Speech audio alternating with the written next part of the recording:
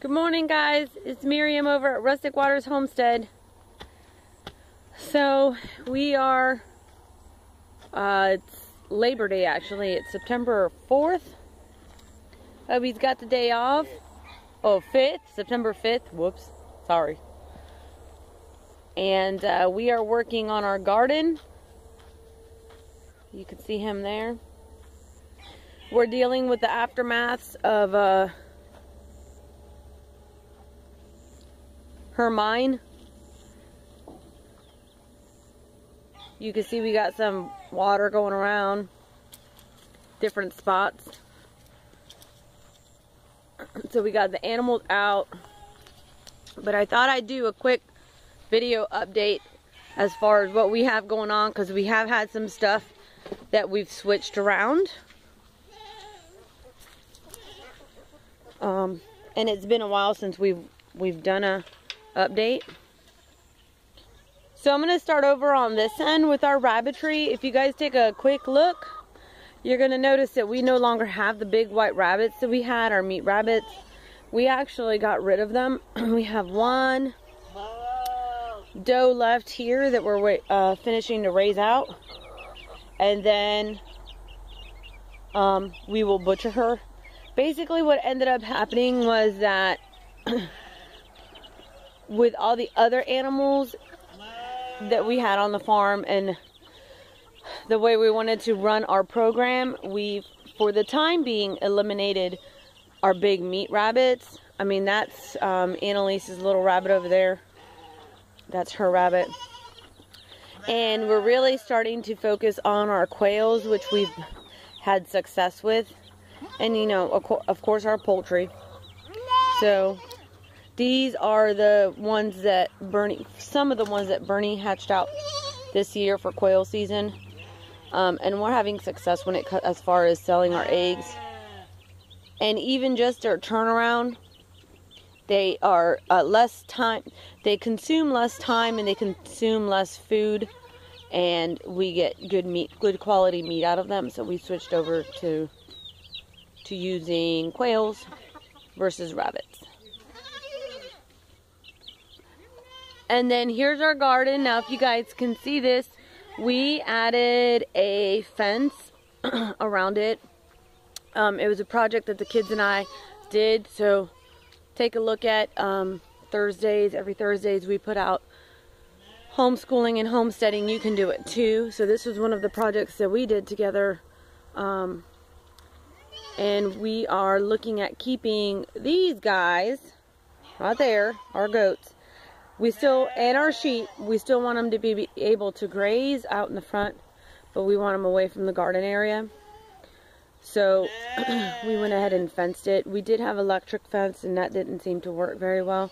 They were pretty much just nuzzling it, and then when it pulsed, it was a pulse electric, and then they would time it so they would be able to bust right through.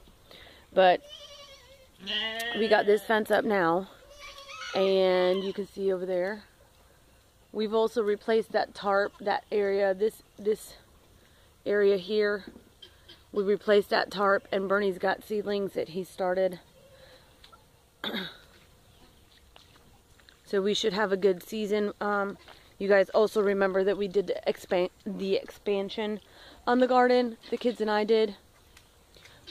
We have a video on that too, so I'll make sure to clip it in.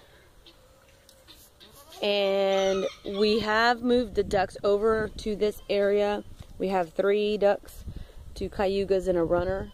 So those ducks will be in our garden, with our deep mulch garden, and they'll be able to eat out all the slugs and everything else, and hopefully keep our vegetation good as we set them up. We'll let you guys see what it looks like as we start setting it up, but we're hoping to use the ducks within this area.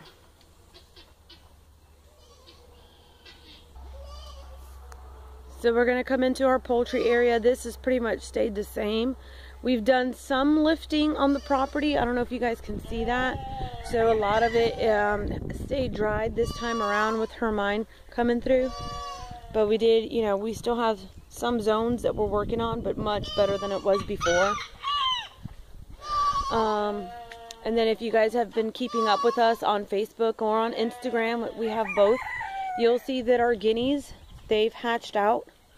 And they had 13 that they hatched, and she's now at 11. So she's not doing too bad. And they're looking really nice. They're growing very nice, and they're doing a good job at, Mom and Dad are doing a good job at keeping them protected. They're real funny to watch. I like watching them. And then here's more of our quail pens. So with the one that we had over in the first area that I showed you, and then we have this pen, this back pen, and then that pen over there. So we have 4 pens going on. You guys can see we are dealing still with some mud, but again, we've lifted areas up. So we continue to work on it. And then, you know, we have our poultry, and we're a little unique in the sense that we have poultry that we both consume for ourselves, our layers and our meat birds, but then we also have show poultry. So a lot of these guys are up on their wire cages because they're either mating or they're being conditioned at the moment. And then here's our other section over here with our pigs. Now we have had some updates on our pigs as far as switching over. If you guys can see, we're now doing mulefoot. These guys are mulefoot red wattle mixes, and I'm going to go ahead and link some information on mulefoot and red wattles because they're a heritage breed. And Bernie and I have been looking into what breed we can bring on the farm that we can later promote within our farm for meat as a part of our business. So this particular combination, we have Jean and Lila over from Leaning Palm Ranch. This is what they raise, and they're a place that I take care of every so often. And one of the jobs that I did, they gave me half of a hog, and Bernie and I just loved the meat. We thought it was great quality. It has nice fat in it. It cooks slow. It renders nicely. Look at this. Bam Bam just went right in there with him. Crazy goat. Anyway, we liked it. So we've decided to invest. We have a male and a female. We had another female, but we ended up selling her. So we have a male and a female. Oh, yeah, we had 2 boys and 2 girls, and we sold the pair off. So she's going to play catch up here. She's younger than he is. And then our goal is to breed them out. And we will be expanding our pig area. We have quite a bit of room here for expansion. Now, one of the things that I particularly like about these guys is that you can free range them and they will eat grass. Okay, so we oftentimes give them hay within their food. They don't need to be just on pellets. So this is a very interesting breed where their parent stock, where they come from, they actually have them free range, I think on like 10 acres. So they're very good. They're a very good breed if you have a homestead and you're looking at pigs to run or hogs to run that are not going to destroy your section and they're going to be grazers. This is another good one. We looked at a couple of them, American Guinea Hog, and then we looked at these guys. We preferred these guys. The American Guinea Hogs were a little bit they're different. They're more lardy pigs. We like these guys just a tad bit more, and we were able to get them. Not that the American Guinea Hog's off the list yet, but this is what we got for now. Okay, and then this is another thing that we have going on. We have ordered, again, we're looking at expansion and bringing in, having a source of income on our farm, which I think everybody does, or everybody looks for. So one of the things that we're looking at is doing pasture-raised poultry.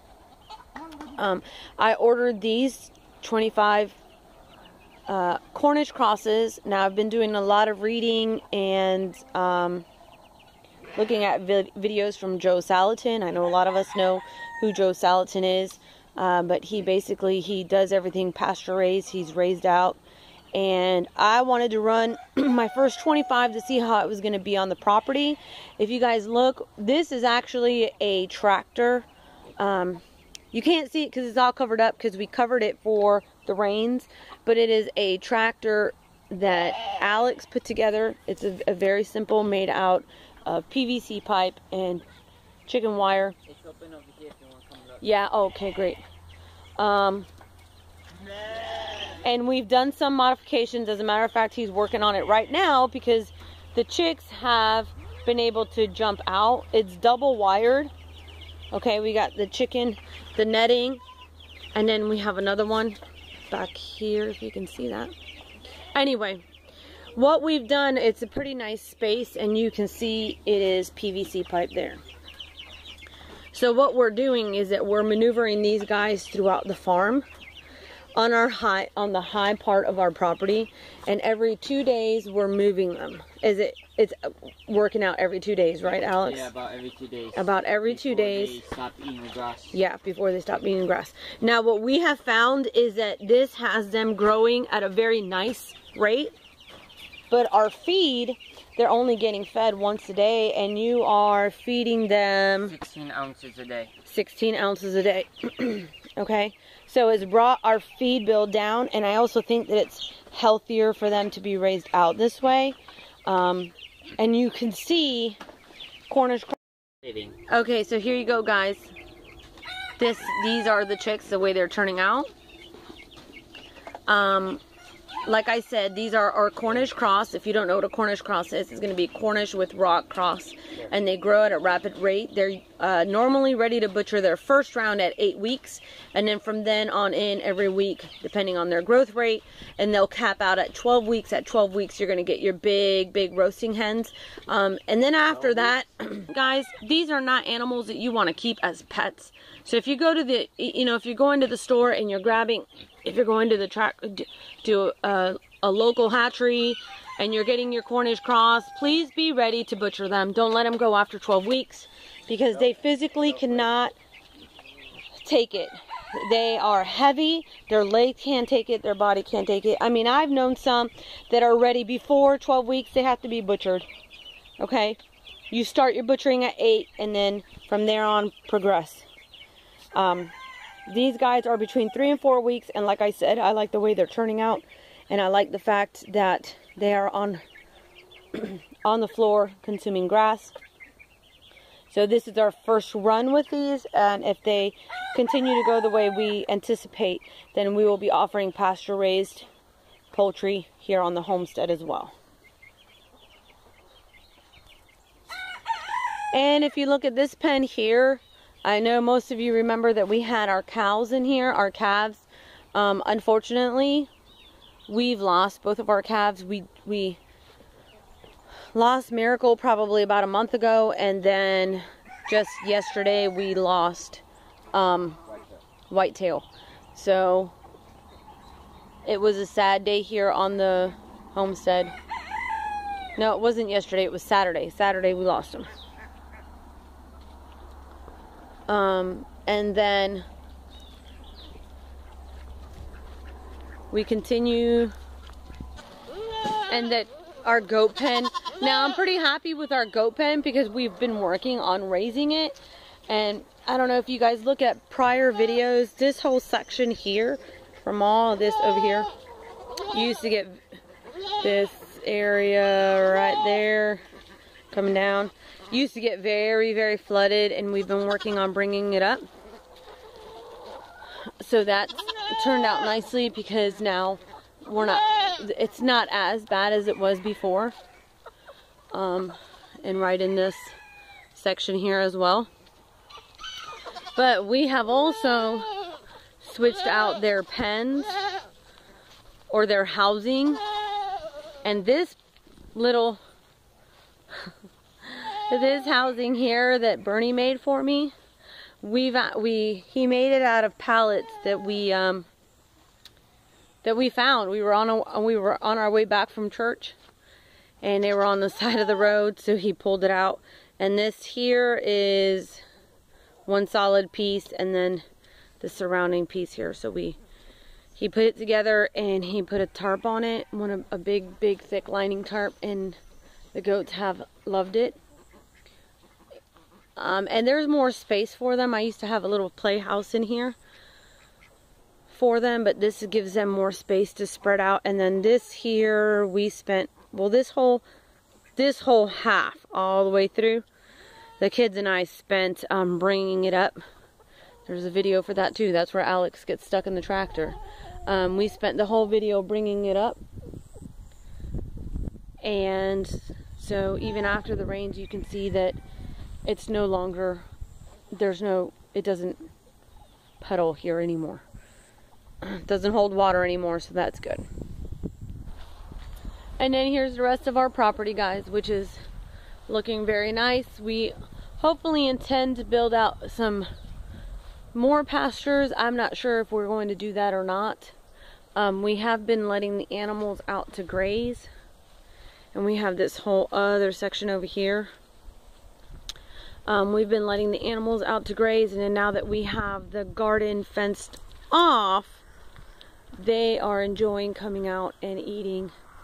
You can see back there's Pebbles, my milking goat, and then I also have a visiting goat, a Nigerian dwarf, who he's a buck, and he is here doing his business. He was here probably about 3 months ago, and at that point I was still milking Pebbles, and I was still milking Minnie, which is my brown one. And even though they mated, they did not end up getting pregnant, probably because they were still milking. Daisy did get pregnant, my white one, so she's due in October. So I brought him back, and the girls have come back into heat, and he's mated them, so hopefully I'll have them pregnant this time around, because now they're not in milk anymore, and I'll have them pregnant this time around, and we will be expecting babies. And I really hope they are pregnant, because we are missing their milk. I mean, they were giving me between 2.5 and 3 gallons of milk a week, and we're really missing that. And there come the other two. You see them coming. But they've been coming out to graze, and they really enjoy doing that. So here's our update. I know that it's been a while. It's been a little bit since I've put a farm update. So this is us here at Rustic Waters Homestead.